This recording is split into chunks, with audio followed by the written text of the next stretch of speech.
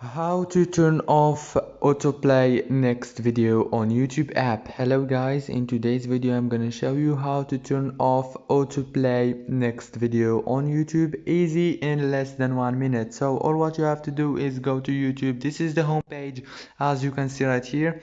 Now go to the top corner and click on your profile picture right here, and then all what you have to do is click on time watched option.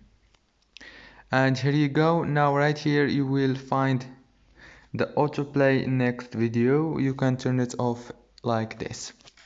If this video was helpful for you, please don't forget to like and subscribe, and thank you so much for watching this video until the end. See you later.